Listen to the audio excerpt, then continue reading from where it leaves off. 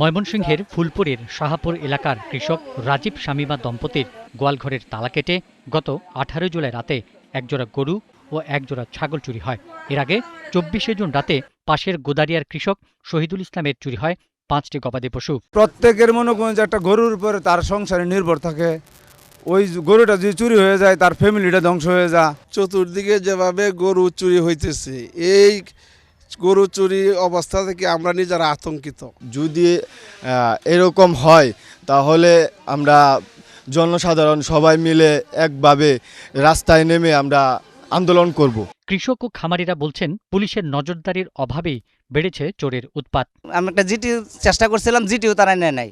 পুলিশে যদি টগল দিত তাহলে তো আর চুরে সাহস হইল নাইলে নিবার লাগ। থানায় গিয়ে আমি সকল কিছু যা আছে এই কিভাবে নিছি এটা জানাইছি। চুরো ধরতে পারছে না, আমার কোনো ব্যবস্থাই ফোন তো নিচ্ছে না।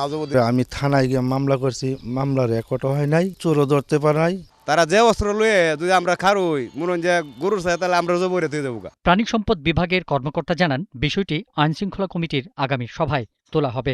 আপনার মাধ্যমে যে তথ্যটা বললাম এবং ভবিষ্যতে আমরা যে তথ্যগুলো পাবো সেটা আমরা আইনশৃঙ্খলা কমিটির মাধ্যমে আমাদের জেলা পুলিশ প্রশাসনকে জানাবো, যাতে এই ব্যাপারে প্রয়োজনীয় ব্যবস্থা নেওয়া হয়। গবাদি পশু চুরি বন্ধ না হলে কৃষিপ্রধান ময়মনসিংহে কৃষি আবাদ, দুগ্ধ উৎপাদন ও গবাদি পশু পালনে বিপর্যয় দেখা দেওয়ার আশঙ্কা অনেকের। এই যে প্রান্তিক কৃষকদের যে সর্বস্ব হারানোর যে ঘটনাটি ঘটছে, এর ভেতর দিয়ে আমাদের কৃষি ব্যবস্থার একটি বড় সংকট তৈরি হবে আগামী দিনে। ময়মনসিংহের পুলিশ কর্মকর্তারা জানান, তারা তৎপর আছেন। চুরির সাথে সাথে পুলিশকে জানানোর পরামর্শ দেন। যে আমরা স্লটার হাউস থেকে গরু উদ্ধার করেছি, এরকম আমাদেরকে অনেক তথ্য আছে।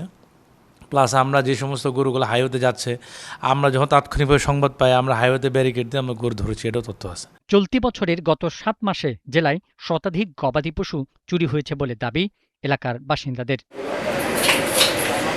পিন্টু হাজং, ৭১।